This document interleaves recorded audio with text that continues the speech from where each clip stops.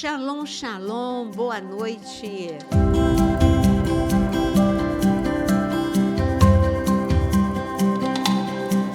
Agora, se a gente já falava, estamos na reta final, o que eu vou falar agora? Agora é o final do final. Verdade. De Apocalipse. Já estamos em Apocalipse capítulo 20, falta só um final, um trechinho para a gente acabar Apocalipse 20, Apocalipse 21 e 22 e pronto. Nós fizemos podcasts com o livro todo de Apocalipse. Então, boa noite, pastor Jonas. Boa noite para todos vocês, pastor Vinícius, pastora Naira, minha esposa. Vinícius, grande homem de Deus. Excelente noite para você que está também nos ouvindo. Ele olhou para o Aquino e falou, Aquino, Vinícius. É possível isso acontecer, né? Porque é uma coisa, às vezes, o cérebro não é tão rápido quanto a... Amém, amém. Boa noite, pastor Vinícius. Muito boa noite a todos, minha pastora, meu pastor, nosso querido Aquino. Bem-vindo a você que está conosco mais uma vez. Para a gente não perder o nosso hábito, já vai aí se inscrevendo no canal, você que ainda não fez isso até agora. Como a pastora disse, estamos na reta final aí de Apocalipse. E como já foi falado também, deixa aí nos seus comentários o que você quer que a gente fale depois que encerrarmos esse capítulo a capítulo do livro de Apocalipse. E aí já curte, porque você às vezes entra na programação, a programação é interessante. Hoje o assunto é interessantíssimo e você esquece. Então já curte, compartilha aí no grupo de Zap, com família, com igreja, com quem você sabe que gosta de aprender acerca da palavra do Senhor. E quem quer mergulhar mais fundo, se torne membro. Você tem a opção tornar-se membro. Clicando ali, você tem um cardápio de opções que você pode escolher. Mas aí sim, como a gente diz, né? Esse podcast é um bate-papo. E quando você entra como membro, aí você vai ter a condição de estudar realmente um material mais consistente no que se refere à teologia. Você tem estudos de livros, você tem material em PDF, você tem videoaulas, sempre tem material novo sendo colocado no canal. Além do que, tornando-se membro e se inscrevendo no canal, você vai ter acesso, clicando lá no sininho, né, na opção todas, sempre que for colocado qualquer material novo, seja para membro, seja para inscrito, você vai ser avisado. Então, não perca essa oportunidade. Já vai fazendo aí essa opção todas, você não vai se arrepender. A pastora, como sempre digo, ela viaja, volta e ataca com uma quantidade enorme de material novo. Parece que ela volta mais inspirada. Então, tem coisa pra caramba chegando no canal. Tem muita. Muito material legal, interessante para você que gosta de estudar a palavra de Deus. E eu acho muito legal, sabe o quê? Ler os comentários dos seguidores, aí eles ficam ansiosos, né? Aí fica assim, vai continuar? Quando vai entrar Apocalipse 21? Aí, a gente está indo, vai continuar, claro, o compromisso da gente é terminar. E vamos terminar. Só respondendo as muitas perguntas. Vai até o fim? Vai terminar? Então, vai sim, vai terminar. E como o pastor Vinícius falou, chegamos em Apocalipse capítulo 20, no final, nós deixamos, porque foi um capítulo muito intenso. Verdade. E não deu tempo. Quando a gente viu, não, falar por cima do trono branco não dá. Vamos deixar um momento especial para a gente falar do trono branco. Então, Apocalipse capítulo 20... Depois da gente ter falado de Satanás, ficar preso e etc. Milênio, chegamos a falar do milênio, não foi? Chegamos, falamos. Aí chega um momento que é o final. É o final. Depois que tudo acontece aqui na Terra, a grande tribulação, vem um juízo chamado o Trono Branco. E o Trono Branco ele foi citado por Jesus, está aqui em Apocalipse. Mas Jesus falou sobre o trono branco. O interessante é que quando a gente vai lá para Israel, a gente vê que as religiões monoteístas, elas têm algo em comum, né? Quando a gente sobe ali no monte do templo, aí guias, eles sempre explicam para a gente, e também o Eli explicou para a gente, olha, esse lugar aqui é complicado para muçulmano deixar... o monte, porque para eles foi estabelecido que o juízo final vai acontecer aqui. Tem duas coisas que para eles creem, que primeiro, que ali é o centro do mundo, mas isso tanto judeu, cristão, como muçulmano creem a mesma coisa, que ali é o centro do mundo, onde tudo aconteceu, e o juízo final vai acontecer ali. Então, quando a gente chega lá no Monte do Templo, tem alguns arcos, né? E aí eles falam que é debaixo desses arcos que vai ser o juízo final para eles e vai ter um teste. Porque entre o Monte do Templo e o Monte das Oliveiras tem um vale. E, então, eles disseram que, para eles creem que haverá uma ponte da espessura de um fio de cabelo. E aqueles que conseguirem, de forma clara e sobrenatural, por serem justos, atravessar essa ponte, é porque vão ter a vida eterna, a vida No paraíso, eterna, né? paraíso. Agora, aqueles que não forem justos, na hora do julgamento, eles vão cair no meio do vale. Esse é o castigo deles. Estou falando agora, e nós? Nós cremos que não tem um local exato. Nós cremos no que o Senhor diz para a gente. Depois que tudo passar, vai ter o trono branco. Quem que está no trono branco? É o Senhor. É este momento que a gente imagina o juízo, assim, a vida da gente vai passar em frações de segundos. Isso é muito fácil para Deus, vai mostrar. É claro que, nesse momento, muitos vão se envergonhar de momentos em que não respondeu ou que falhou no chamado com Deus. Mas, neste momento, quem que vai ser julgado? Principalmente a falha, vamos deixar claro, principalmente desistência. Eu acho. Fazer corpo mole, né? Largar a mão do arado. Largar a mão do arado, fazendo corpo mole. Tipo, muito trabalho, dá muita apurrinhação. O ser humano, a ovelhada dá muito trabalho, né? O pessoal parece que não sabe o que quer. Deus não te chamou para tu ficar analisando isso, te chamou para cuidar do rebanho dele. Pô. E é trabalho mesmo, né? Não é pouca coisa, não. Então, vamos seguir. Tem tanta coisa para a gente falar sobre isso, né? Ontem a gente estava conversando sobre isso, falando sobre essa questão do maior mandamento, né? Do amar, a luta que é para você amar ao próximo da forma como Cristo nos amou. E quais são os requisitos necessários para que você consiga amar dessa maneira sobrenatural. E aí a gente vê que, creio eu, que até na hora de julgar o povo, a gente não vai se sentir tão constrangido como se sentiria se fosse diante de um juiz humano, né? Porque ele é amor. Apesar dele ser juízo e justiça, e a gente falar sobre isso é algo pesado, né? E tudo a ver com o trono branco, porque ele é juízo, ele é justiça. Sim. E ele voltará como o grande juiz. Porém, ele é amor. Ele não deixa, ele não perde esse elemento intrínseco à sua divindade, né? A característica de amar. Então, como vai ser um julgamento desse? Ao mesmo tempo que eu vou me sentir envergonhado e constrangido, creio eu que esse constrangimento será em amor, pela característica do Senhor. Então, essa coisa do filme que passa numa fração de segundo e que você enxerga tudo que você fez e ainda assim coberto pelo sangue. Mas tu sabe uma coisa, filho? Eu fico pensando nesse sentimento que você tem de que até nesse momento do julgamento ele é tanto amor, mas quando a gente lembra da parábola dos talentos, quando ele recebe as pessoas e fala, te dei tantos talentos, o que você está me devolvendo? Ele fala com uma, não sei se é frieza, não é frieza, obviamente ele fala com... É rigor. Com rigor, é rigor. Né? Mas ele fala, servo bom e fiel, se você cumpriu, né? Se você multiplicou os talentos. Servo bom e fiel, vem, entra e goza o gozo do seu Senhor. Servo mau, não te conheço. Eu não consigo imaginar Cristo falando assim, mas está escrito, vai ser assim. Entendeu?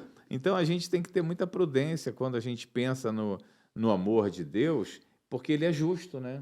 Ele é justo. Sim. E sabe uma coisa? Deus é muito complacente com o seu povo, né? Descendência de Abraão, e muitas vezes as pessoas não entendem. Muita gente no mundo não entende. Muito cristão também não entende. Por que Deus tinha tanta misericórdia com esse povo? Porque eles tinham os profetas para falar com eles, eles tinham a Torá, a lei, que era muito claro que havia sido dado por Deus, né? Mas eles não tinham o Espírito Santo.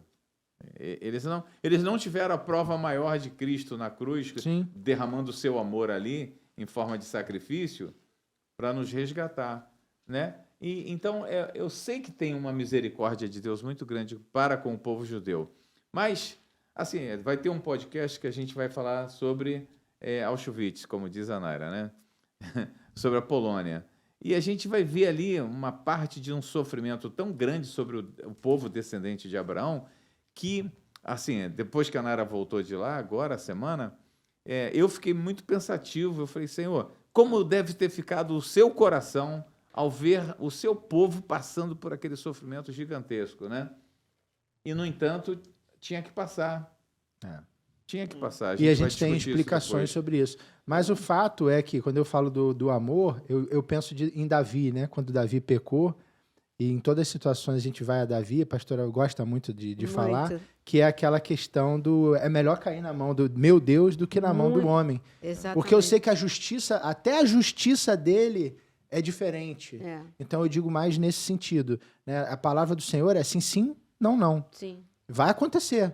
Mas eu percebo que num momento como... E ali vai ser dada a direção, olha, você está nessa condição porque você fez isso. E não vai ter aquela coisa, mas me dá uma chance. Não, toda chance que você podia ter, você já teve. Né? É aquela situação lá do rico e Lázaro. Sim. Né? Tudo que você tinha que saber foi entregue a você em vida. Agora, infelizmente, a tua oportunidade passou. Mas até para dar um recado duro como esse, eu vejo amor. É nesse sentido que eu estou falando. Sim. Não no sentido de tergiversar com o pecado, mas no sentido de ter amor para dar uma sentença, né? Que nada Sim. mais é do que uma sentença. Bater o martelo do céu, não sei se existe. Né? Deus é justo juiz. E aqui em Malaquias, é porque eu estava procurando aqui uma passagem e já Amém. achei.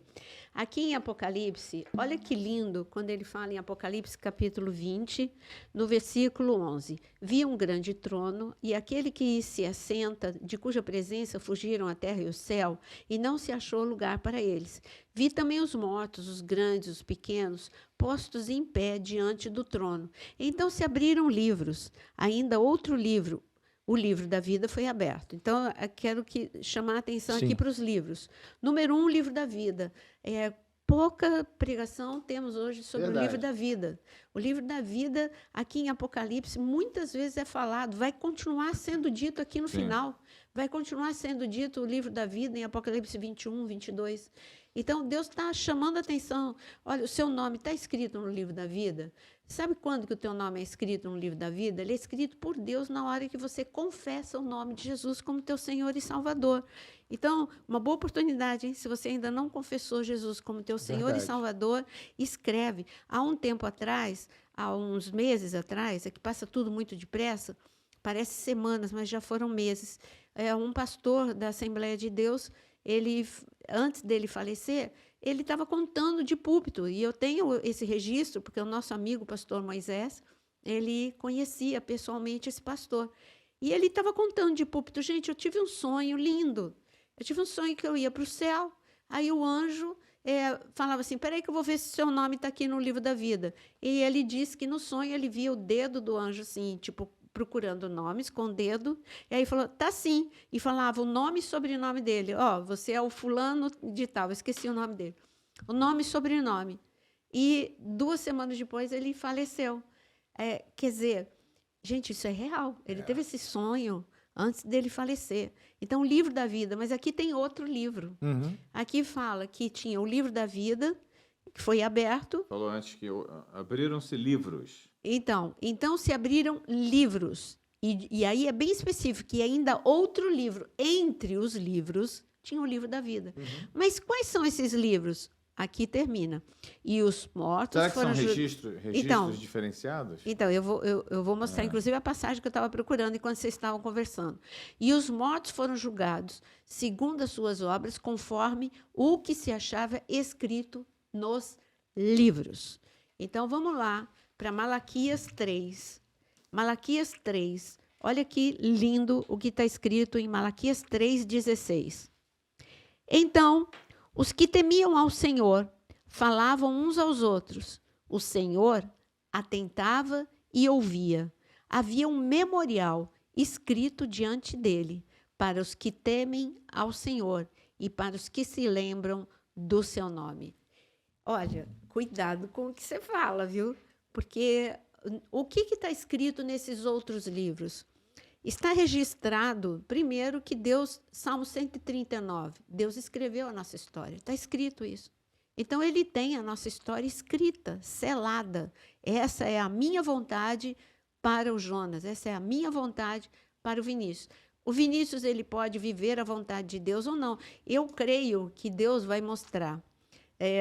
Olha, Vinícius, essa aqui era a minha vontade.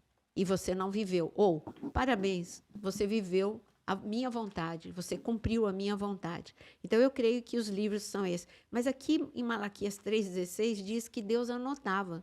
Em outras versões, está escrito que enquanto um falava com o outro, Deus tinha seus registros. Você já pensou do que você vai se envergonhar? Eu creio que Deus, assim... E o Jonas falou mal da Naira. Ou o Jonas falou mal do Vinícius. Acho que Tipo, esse vai ser o registro. propósito. Mas é registro. Ele não teria escrito que Sim, sim. e falavam uns aos outros e Deus tinha os seus registros. Por que encaixou esse assunto? Tudo isso é soberania de Deus, mas está encaixado com um propósito. Então, aqui está falando de livros. O fato é que Deus escreve, tá? Deus escreve, Deus tem o livro da vida, Deus tem livros com a tua história, Deus tem livros com registros de tudo aquilo que você fez. Deus não esquece nada, não precisaria escrever para não esquecer, mas Ele só tem para mostrar para a gente, olha, você é tão importante que tudo sobre você está aqui escrito, sabe? Tudo que você viveu, todas as vezes que o diabo veio contra você, todos os livramentos. Eu creio que Deus tem registros no céu. Eu acho muito bonito isso que está escrito aqui. Só que Apocalipse é muito resumido nesse juízo. Uhum. Então, Jesus quis Muito, contar para a gente, abrir a muito rápido. cortina e quis mostrar como que vai ser esse juízo. E em Mateus capítulo 25, ele fala como que vai ser o trono branco. Então, em Mateus capítulo 25, ele diz, vamos lá para o momento em que começa no versículo 31, o subtítulo, como que é? O Julgamento grande dos julgamento. gentios, no meu. O grande julgamento. Então, eu queria que ou o Jonas... 31? É 31. E aí, Vini? Quando vier o Filho do Homem na sua majestade e todos os anjos com ele, então se assentará no trono da sua glória. Pronto, esse é o trono branco. E todas as nações serão reunidas em sua presença, e ele separará uns dos outros, como o pastor separa dos cabritos as ovelhas, e porá as ovelhas à sua direita, mas os cabritos à esquerda. Então, nesse momento, o trono branco, quem que vai ser julgado? A igreja já foi arrebatada. Então, a igreja não vai ser julgada, é o que eu creio. A igreja vai receber o elogio. Servo bom e fiel entra num... Por isso que eu queria fazer aquela intervenção. Estava tentando fazer. Que eu não acredito que você que é remido e lavado pelo sangue do Cordeiro, né, você vai passar por esse... Eu até acho que os livros serão abertos a fins de galardão, etc., porque tudo que você fez de bom, tudo que você fez de construtivo para o reino, vai estar registrado. Eu penso assim. Agora, não sei se Deus vai chegar e vai falar, tá vendo, você, Nara, errou ali quando você devia ter comido, não comeu, aí teve aquela doença, teve aquela outra, não era isso que eu queria para você, entendeu? Não sei se ele vai fazer isso. Até porque, como você disse, a igreja vai ser arrebatada, a igreja vai ser elevada aos céus, a igreja vai receber o corpo glorificado. Não é antecipado, é no tempo certo, né? Mas vai receber. Por que eu digo antecipado? Porque vai ter a grande tribulação depois disso, vai ter os mártires que serão salvos. Entendeu? Eu creio que o juízo é para aqueles que não estão escritos nome no livro da vida. Uhum. Então, aí sim, porque aqui, Mateus 25, é um texto que todo mundo conhece, é um texto longo, é um texto em que fala muito do que aqueles que são considerados cabritos não fizeram. Sim, exalta o que aqueles que são as ovelhas fizeram, mas os cabritos você não foi, você não fez, você não realizou. Então deixa eu aproveitar e te fazer uma pergunta pertinente ao assunto para esclarecer que eles estão nos ouvindo. Né? Então, neste momento desse trono, a gente está entendendo que os arrebatados não passaram, já são a igreja, já foram levados, etc. Aqui seriam os gentios que passaram pela grande tribulação, aqueles que atravessaram. E os judeus estariam também nesse... Então, os mortos. Aham. Então, eu creio que Pessoal é que todo mundo. Todo Não, mundo. só todo mundo. Porque aqui, se você vê em Apocalipse 20, está Lembra falando que que os os- mortos, lembra que eles vão ressuscitar, vão para, ressuscitar para primeiro, passar por esse exatamente. julgamento. É a humanidade. Uhum. Não, Não eu é digo- só quem passou a grande tribulação. Por isso que eu estou fazendo a pergunta, porque pela colocação do apóstolo, eu senti assim, ficou um pouco, dá esse entendimento. Então, a senhora entende que passou por aqui é todo mundo. É todo mundo. Peraí. Gentios. Vamos tentar melhorar esse negócio. Os mortos ressuscitarão primeiro. O que ele está falando aqui? Do ato do arrebatamento. Então, os mortos em Cristo, aqueles que ficaram em Cristo, que vieram, que foram para o céu, mas que ainda não receberam o corpo glorificado, receberão na nossa frente, na frente daqueles que estão ainda vivos na terra. Tá? Peraí, você já foi para outro assunto. Não, esses mortos que a gente está falando, que está falando aí que vai levantar para ser julgado, são os mortos que não entraram. Sim, então. Não, só para esclarecer, porque tem duas classes de mortos aí, né? Porque tem um morto que morreu agora, mas que é de Cristo e vai ressuscitar na nossa frente, antes do arrebatamento. E tem um morto lá no final que ficou, ele não recebeu, ele não veio, ele não foi para a glória, ele vai ressuscitar lá para passar pelo julgamento. O julgamento é para todos. Todos que... Deu uma emaranhada aí. Porque a gente tem que organizar o raciocínio. Pro povo, organiza. povo... Entenda só isso. Tem os mortos que ressuscitarão para passar pelo julgamento e tem aqui os que dormiram em Cristo e que nesse momento hoje, depois de Jesus, já estão no céu, mas ainda não receberam o corpo glorificado. O corpo que a igreja vai receber. Não vamos entrar no corpo glorificado. Vamos só no juízo, para ficar mais claro. Então, tá. Eu só estava querendo mostrar que tem Porque É muito mais por essa definição de todas as nações que o está aqui no juízo. 32. Aqui está focando no juízo. Isso. Então, vamos simplificar, né? Isso. O juízo. Então, por exemplo, eu não creio que aqueles que nós vimos durante a grande tribulação, que foram os mártires, Isso. e que já foram vistos, inclusive por João, no céu, quem é essa multidão vestida de branco? Aí o anjo fala, são todos aqueles que morreram e foram mártires durante a grande tribulação. Então, eu também não creio que eles vão passar por juízo, porque eles foram aprovados por Deus, prova é de que eles estão ali no céu. Sim. Então, o que eu creio? Nós temos ali no céu já duas categorias. Isso aí. Aqueles que foram arrebatados e, num piscar de olhos, receberam o seu corpo de glória, a noiva de Cristo. E nós temos aqueles que foram morrendo durante a grande tribulação e que aceitaram Jesus, se posicionaram, se tornaram mártires, estão diante do trono de Deus. Eu também creio que eles são da categoria de que não serão julgados. Isso. Porque eles passaram pelo selo de aprovação celestial. É o que eu penso também. Agora, aqui está muito claro. São todos os mortos. Desde o início. Então, desde o início da humanidade, o que eu quero dizer, qual é o início da humanidade? Nós estamos falando de Adão. Não estamos falando de outra. Nós estamos falando a partir de Adão, são 6.000 anos de história. Eu creio que mortos de 6.000 anos, eu creio que, por exemplo, nesse julgamento vai estar Hitler, vai estar Mussolini, vai estar Nabucodonosor, vai estar toda a história da humanidade, vai estar ali. Pessoas que morreram, alguns foram para o céu, outros foram para o inferno, e coisas que incomoda falar hoje, mas eu digo para você, existe o céu, existe o inferno. Por mais que tenha vídeos no YouTube dizendo que não existe o inferno, você está dizendo contra Jesus, porque Jesus deixa muito claro em parábola, em versículos, em ensinamentos, de que existe o inferno. E então eu creio que estes serão julgados antes de serem, porque eles estão num lugar temporário. Qual é o lugar temporário?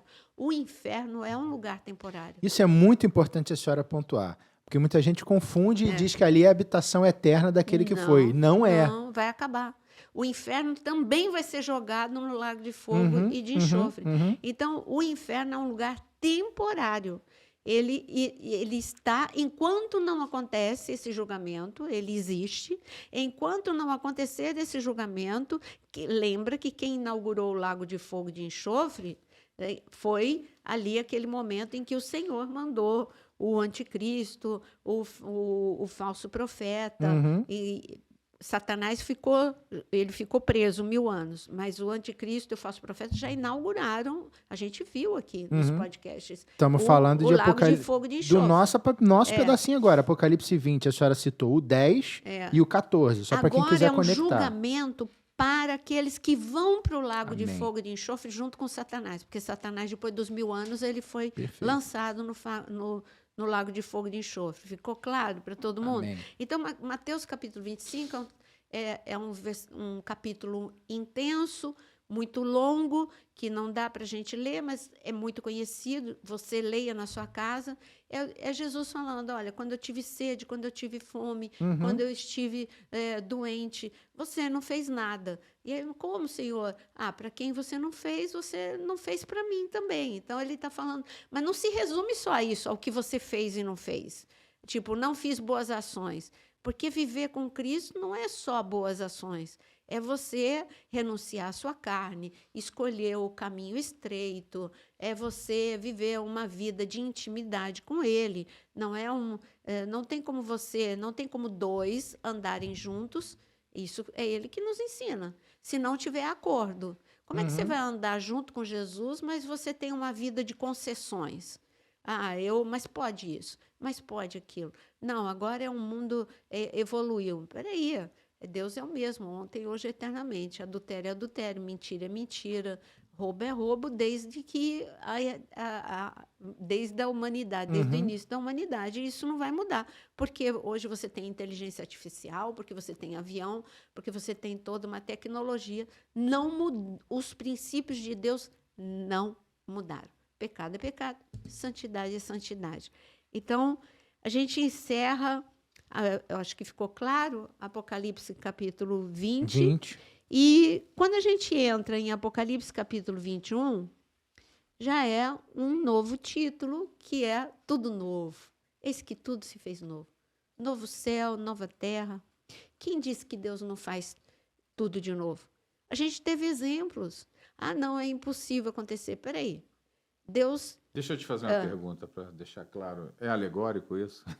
Não é. É literal. É literal. É só para quem está ouvindo a gente aí, que está nesse momento em conflito, né, por causa da teoria aí, ou a teologia dos 7 montes, de que a igreja vai resolver o problema do mundo. Jesus está falando aqui em Apocalipse coisas tremendas. Só ele que vai pôr em ordem. Né?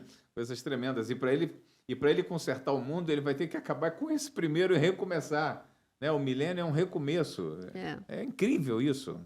Inclusive, eu estava conversando com alguns pastores e eu estava falando... Na Polônia? Então fala para a gente. Eu estava conversando...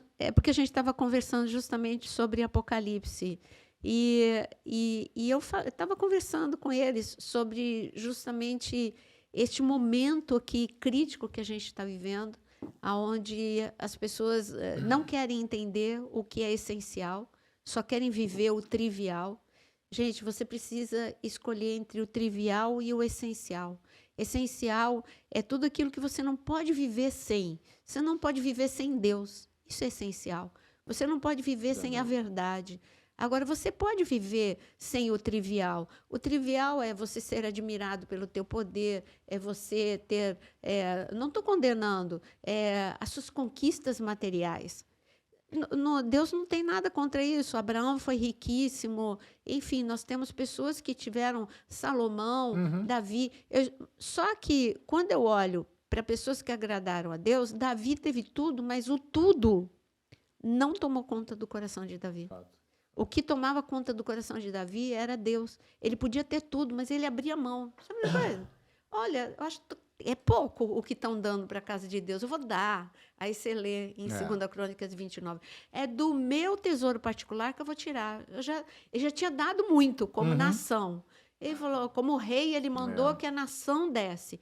Mas ele falou assim, é pouco. Eu vou dar do meu tesouro particular. E quando você vê a listagem do que ele dá do tesouro particular dele, gente, esse homem tem apego zero às coisas. Ele sabe o que é essencial, né?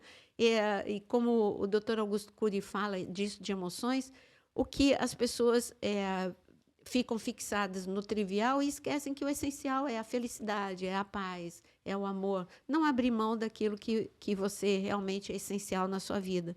Mas em Apocalipse capítulo 21, fala de novos céus e nova terra. Aí, como o Jonas falou, é uma metáfora, é uma alegoria. Eu acho interessante que as pessoas esquecem que Deus, ele criou o mundo do nada.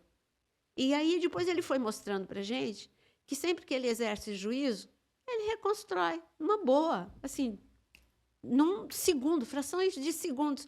Ele destruiu, o juízo de Deus destruiu a terra daquele momento de Noé e pelo dilúvio. Mas do mesmo jeito que foi destruída, ele restaurou, ele trouxe coisas novas, como o arco-íris, e tudo foi restaurado. Então, teve um recomeço. Depois que o Sodoma e Gomorra, aquele local específico foi destruído. Deus pode destruir, Deus pode recomeçar, ele é soberano. Qual é o problema de Deus criar novos céus e nova terra? Essas coisas são interessantes, a senhora está falando, eu estou viajando aqui na minha mente, né? Por que lá a inundação foi verdadeira e a grande maioria aceita que de fato foi e tal, porque tem prova, e o Senhor permitiu, porque é algo que já foi. Ele permitiu que houvesse provas e as pessoas podem comprovar que... Mas eu te pergunto, mas a gente... Deus que abriu o Mar Vermelho tem dificuldade de fazer chover? Não, eu estou dizendo porque poderiam também dizer que isso era uma alegoria, que na verdade não houve inundação nenhuma. O que houve foi uma situação assim, assado assim, no Monte Ararat, criar teses e tal. A mesma coisa em relação ao fogo do céu sobre Sodoma e Gomorra, e quem vai naquela região consegue entender que é palpável, que há elementos que não condizem com aquele tipo de ambiente de solo e estão presentes lá. Por que a mulher de Ló virou estátua de sal e hoje a gente vai lá para Sodoma e Gomorra e tem as montanhas de sal? Exatamente. Você então, pega aquela terra, põe na boca, é puro sal. A gente aceita isso. Agora, quando você fala da descida, estou fazendo esse paralelo, porque quando a gente fala da descida da Nova Jerusalém, e os elementos que são visualizados e citados aqui, as pessoas, nada disso hoje, tem muita gente que diz, é tudo figurado, é tudo alegoria, é tudo, não, na verdade não desce nada, na verdade é uma renovação, ele pode fazer assim, renovar. Não, na verdade não é o chão não é assim, é assado. Não, na verdade não tem, o mar não acabou, é outra coisa. Então, ele quis dizer que todo mundo tem uma teoria para dizer que ele quis dizer que nossa mente está evoluída demais para poder dizer o que Deus quis dizer escrevendo. Então, assim, é interessante a senhora falar, acho que vale a pena a gente ler, mas a senhora falar, porque a gente tem facilidade de aceitar o que foi, mas não consegue crer com firmeza no que virá. Sim, que é algo completamente novo. Uma nova configuração. Qual é o problema do Deus que estabeleceu que seria o sol que iluminaria a terra? Ele dizia, agora não preciso mais de sol, é a luz do Cordeiro. Por quê? Porque o capítulo 20 e 21, nessa nova configuração, o desejo inicial de Deus se cumpre. Porque o desejo inicial de Deus é Gênesis, uma terra linda, perfeita, onde tudo está. A palavra que eu defino Éden, que significa deleite, é perfeição, harmonia, paz, santidade. Tudo isso tinha no Éden.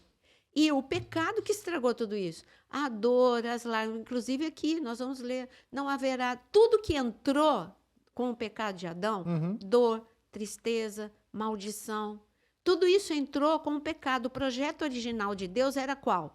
Eternidade para Adão. É um corpo perfeito e com eternidade não só no espírito, mas no corpo. Não haveria morte. Tudo isso era o desejo de Deus no Éden.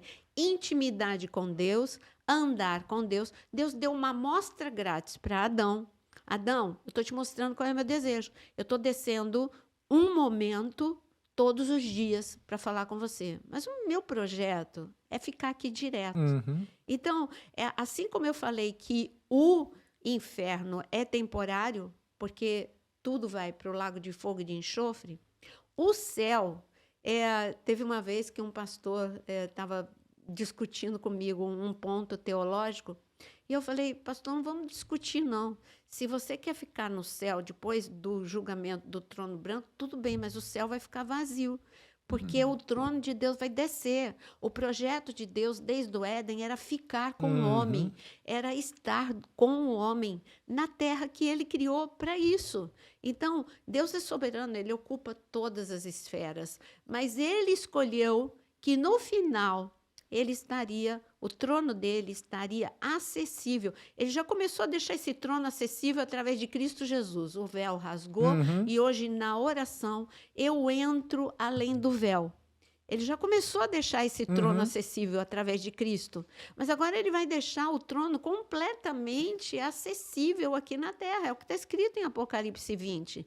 E nós vamos ler o trono descendo, porque desce a Nova Jerusalém e desce o trono. Aliás, quando falamos de Nova Jerusalém, tem muitas perguntas. Aí também, é alegórico? Ou é literal? Para mim, e eu creio que para vocês dois também, a Nova Jerusalém é literal, é uma construção do céu, porque tudo no céu é literal. O tabernáculo que Moisés construiu é modelo do tabernáculo que tem no céu. Deus mostrou para ele, tanto que a gente vê. Aí a gente lê Apocalipse capítulo 8, tem o altar do incenso lá no céu. Aí Moisés viu esse altar do incenso e Deus mandou constrói um igual aqui na terra. Ele viu a arca lá no céu. E aí Deus manda ele construir uma arca aqui na terra. Então, o tabernáculo é o modelo do que tem no céu. Exatamente. O céu tem rio, o céu tem morada, rio de água viva flui do trono de Deus. E diz assim, e vi também a cidade santa, a Nova Jerusalém, que descia dos céus da parte de Deus, ataviada como noiva adornada para o seu esposo. Então ouvi grande voz vinda do trono, dizendo: Eis o tabernáculo de Deus com os homens. Deus habitará com eles. Que é o desejo, sempre foi o desejo. Então, o que a gente vê em Apocalipse? Todo o desejo de Deus. A Bíblia é o intervalo, o homem estragou, né, com o pecado, e Deus mostrou o seu amor, a sua misericórdia, a sua redenção, a sua salvação, para que o seu plano perfeito fosse executado no final. A gente até entende, né, depois de tanta coisa linda que Deus tem preparado para trazer para a convivência dele com o homem, a gente entende por que Deus precisa ser justo. E nós precisamos tomar cuidado para não sermos pegos dormindo ou distraídos nesse grande momento, né? Tem o dever e a preocupação de cada um de nós, filho de Deus, em estar cuidando do nosso crescimento espiritual, estar cuidando de cada dia mais para que as nossas vestes estejam alvas, porque o que tem pela frente, a herança que a gente tem direito, vamos dizer assim, é algo extraordinário, é uma eternidade perfeita, onde a gente não tem nem como narrar, não tem como narrar. Né? Eu, que gosto um pouco de astronomia, eu fico pensando, por que Deus criou esse universo dessa forma tão gigantesca, se multiplicando quase que diariamente, noturnamente, entendeu? Porque o que Deus tem, qual é o plano de Deus para tudo isso, gente? Porque nada disso existia. E ele fez existir. Aí, assim... E plantou. Eu tenho uma imaginação fértil, né? Para mim... É só para mostrar o quanto nós somos importantes para ele. Nós somos minúsculos nesse universo incrível. Mas, para ele, nós não somos minúsculos. Nós somos as pessoas mais importantes. Então, quer dizer, dentro de uma imensidão, nós somos alvos do amor de Deus. Eu vivo falando uma frase, que nós somos alvo do ódio das trevas, mas nós somos alvos do amor de Deus. E ainda em Apocalipse 21... Esse Apocalipse 21, acho que vale a pena a gente dar uma lida, mesmo que seja acelerado, porque é um resumo de tudo, é fantástico essa Então, por passagem. isso que eu falei que eu queria que lesse do versículo 3 em diante, até o versículo 6, do 3 ao 6, porque resume tudo aquilo que o pecado destruiu. Exatamente. E está restaurado através de Cristo Jesus e trazendo de presente para a gente depois do trono branco. Então, no versículo 3. Então ouvi grande voz vinda do trono dizendo: Eis o tabernáculo de Deus com os homens. O mesmo tabernáculo que Moisés viu. Deus habitará com eles, Eles serão um povo de Deus e Deus mesmo estará com eles. Aí tudo que entrou com o pecado, olha o que acontece. E lhes enxugará dos olhos toda lágrima, e a morte já não existirá. Já não haverá luto, nem pranto, nem dor, porque as primeiras coisas passaram. Então, tudo Coisa que linda. entrou com o pecado vai ser Coisa removido. linda. Definitivamente. E aquele, lembra que ele diz, ele diz que a morte é o último inimigo a ser vencido. Então, aqui é a eternidade com Deus, é o presente. E aquele que está sentado no trono diz: Eis que faço nova Coisa todas as coisas. E acrescentou, escreve que essas palavras são fiéis e verdadeiras. Disse ainda, tudo está feito. Quem que disse isso? Tudo está feito. Jesus. Aonde? Na cruz. Então, a gente... quando E aqui são várias coisas que Jesus fala mas daqui para frente. eu queria só o tudo está feito neste momento. Tudo está feito. Eu queria que você grifasse essa palavra, assim, nem grifasse, você circulasse para chamar mais ainda a sua atenção, colocasse com uma cor, porque quando Jesus lá na cruz, ele disse, está consumado, que significa tudo está feito, está pago, a gente só traz isso para nós, a salvação. Quer dizer, isso já é grande coisa, maravilhosa, não tem nada maior do que a salvação. Mas ele não é só o salvador, ele é o resgatador e o restaurador. Aqui, é isso uma das coisas que eu estava conversando também com os pastores. Eu disse, pastores, nós não podemos esquecer que nós estamos vivendo salvação. Mas o que muitas correntes teológicas falam de restauração da terra, e que o Jonas citou, ainda não é a hora. Porque é ele que vai restaurar. Sim. Não é a igreja que vai restaurar a terra. A terra vai ser a última coisa. Deus estava com pressa com a gente. A igreja precisa ser restaurada. Salvação nossa e restauração nossa. Como igreja, nós vamos estar sendo trabalhados e restaurados até o momento do fim. O que eu vejo nos discípulos? Os discípulos... Eles foram salvos e restaurados. Eu vejo um Pedro completamente diferente no final. Um Pedro precipitado, um Pedro capaz de dormir no meio de soldados romanos. Um Pedro equilibrado e manso, a ponto de ir na casa de Cornélio e não arrancar a cabeça de Cornélio, porque ele não suportava romano. E então eu vejo um Pedro transformado, eu vejo um Paulo transformado, não só salvo, mas transformado. Então, da cruz até aqui, Deus está focando em salvação e restauração do homem. A terra é a última coisa que ele vai restaurar. Sim. Por isso que a terra está de mal a pior, tudo no limite, rios, mares, atmosfera, tudo descontrolado, grandes terremotos, grandes tudo. Porque a terra vai ser colocada em ordem, o Éden vai voltar, mas é a última coisa. O foco de Deus neste momento é o homem. Era nesse nível que estava a nossa conversa, porque a gente estava falando de correntes teológicas, e eu falei assim, a gente tem que focar na urgência. E a urgência de Deus é a noiva de Cristo. Depois, sim, ele ama a terra. A terra pertence a Deus. Ele quer restaurar a terra. A gente já vê um início de restauração no milênio, quando animais voltam a ser herbívoros. A gente já citou nesse assunto. Mas a restauração completa da terra a gente vê aqui. Ele disse, está consumado, eu sou o alfa, eu sou o ômega. O alfa é Gênesis, o ômega é aqui, Apocalipse. Então, ele está falando, eu iniciei a minha obra, o meu desejo era eu viver com os homens eternamente. E se cumpre aqui em Apocalipse. Isso é lindo, por isso que ele é o alfa e o ômega. E a sensação que a gente tem é exatamente essa, ao estarmos aqui trabalhando sobre o livro de Apocalipse.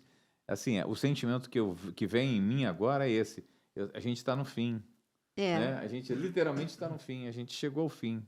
Aqui está. Tem coisas interessantes aqui, por isso eu estou falando. 8, né? A gente vai lendo aqui, você vai se deliciando, e coisas que mostram que realmente é algo de verdade, né? E não algo fictício, passivo de interpretação. É muito interessante. Na sequência aqui, você vê Jesus purinho. Eu sou o alfa, o ômega, o princípio, o fim. Eu, a quem tem sede, olha de novo, Rio darei de graça viva. Da fonte da água, da água da vida. Aqui você tem duas citações. Tudo está feito, é o que ele disse na Exatamente. cruz. E quando ele fala que ele é a fonte, ele é o rio, é a conversa dele em João capítulo 7. Exatamente.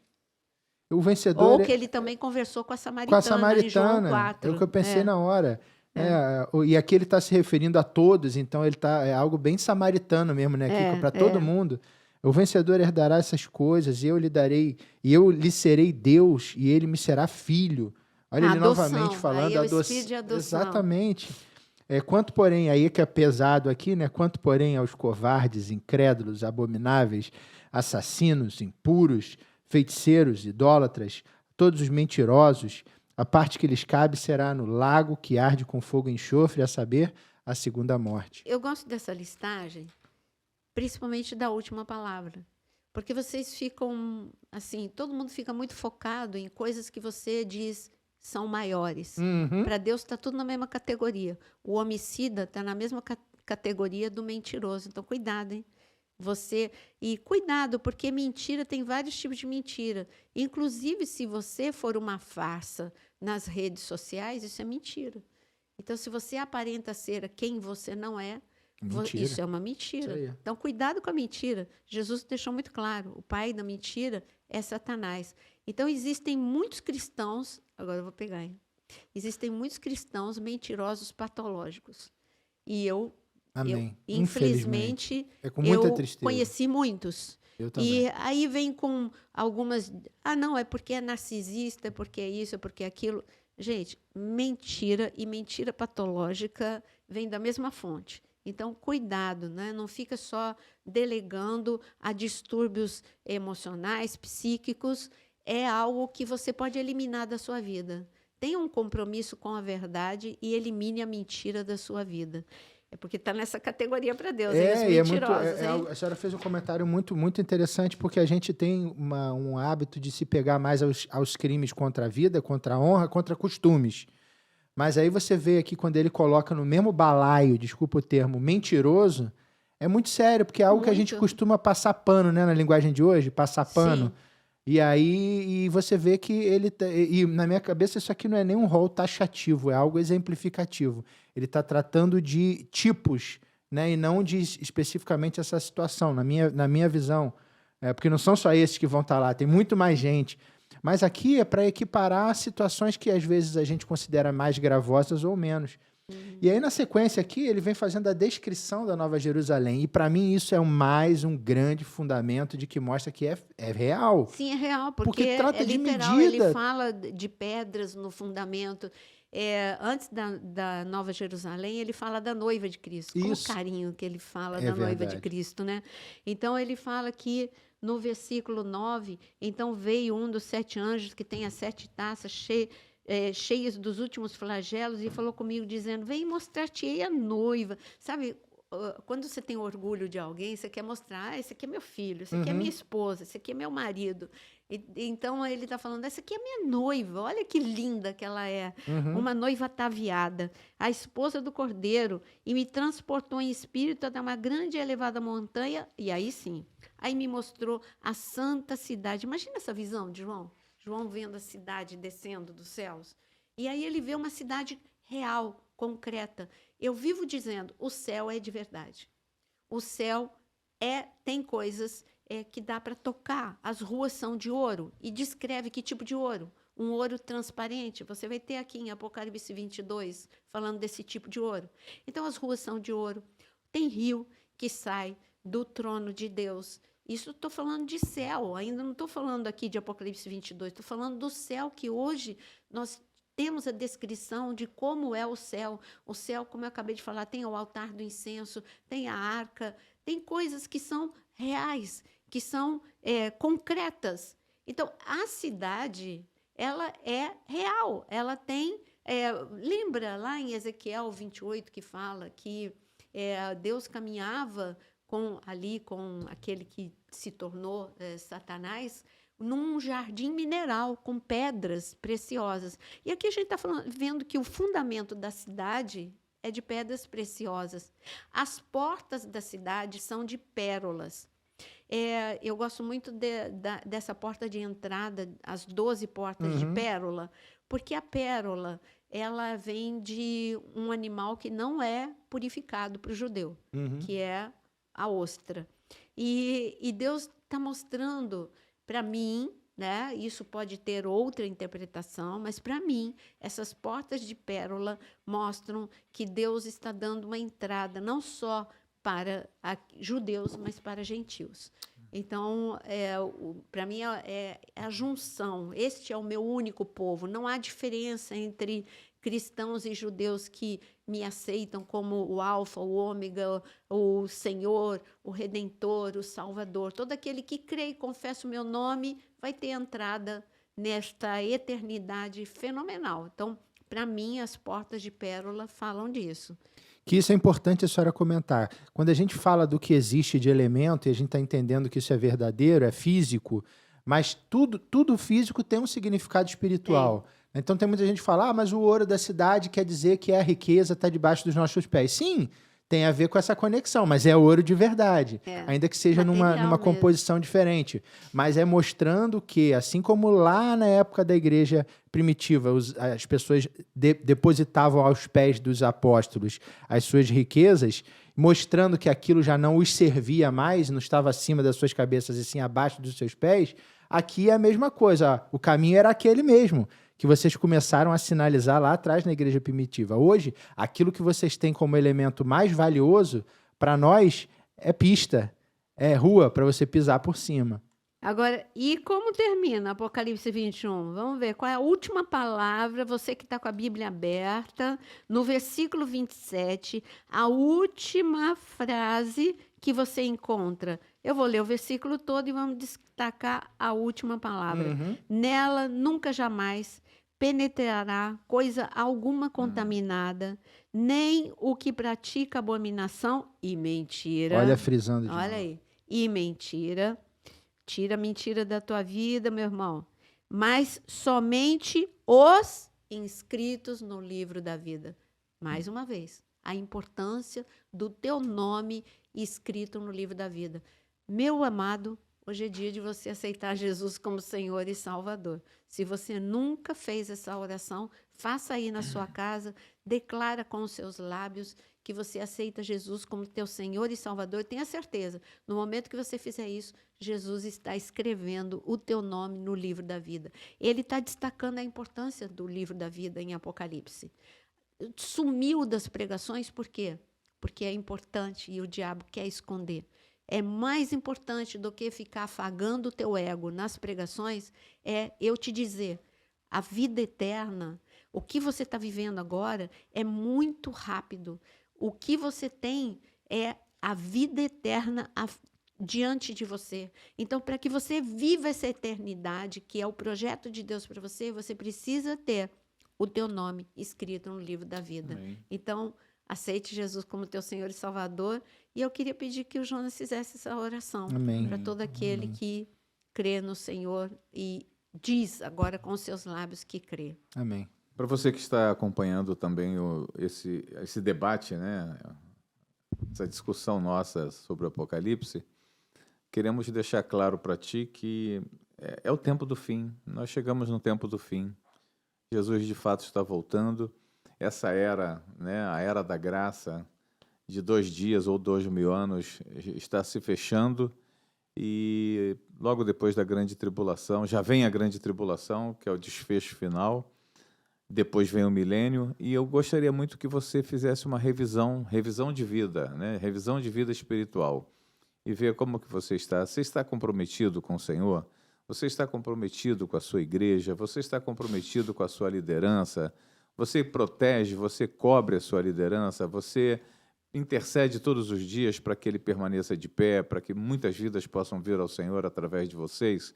Tem muita coisa que você pode fazer dentro da tua igreja e você não tem feito. Você tem se limitado a entrar, sentar, assistir o culto, criticar o louvor, criticar a pregação e volta para sua casa. Não é esse o caminho que te leva para o céu, certamente. Então, muda de atitude, é tempo de você recobrar os sentidos espirituais, né? Da vida espiritual, e voltar para o centro do coração de Deus. E para você que está nos ouvindo e nunca tinha ouvido antes sobre o Apocalipse, tem frequentado a igreja, mas nunca se converteu de fato, nunca recebeu Jesus Cristo como Senhor e Salvador da tua vida, então eu gostaria que você pusesse a mão sobre o coração para nós orarmos agora. Senhor Jesus, Aqui estamos nós falando para uma grande multidão e temos certeza que muitos ainda não te conheceram pessoalmente, na intimidade. E eu quero fazer um clamor a Ti, meu Pai, para que Tu te reveles a cada um deles. Amém. Que o Senhor possa se mostrar como o Senhor amoroso, perdoador, galardoador que o Senhor é, e trazê-los para o centro do Teu coração. Salva, Senhor, esse povo, converte-os, ó Deus, em Teu nome, escreve o nome de cada um deles no livro da vida, e essa é a oração que eu faço, Amém. em nome de Em nome de Jesus, Jesus. terminando a minha oração dizendo, vem Jesus, Amém. vem Senhor, volta. Em nome de Jesus. Amém. Amém. E se você até agora não curtiu, curta aí, você que acompanhou até o final, curta, compartilhe e nos ajude aí a mostrar para o YouTube que tem coisa boa ainda na rede falando sobre Jesus. Muito obrigado.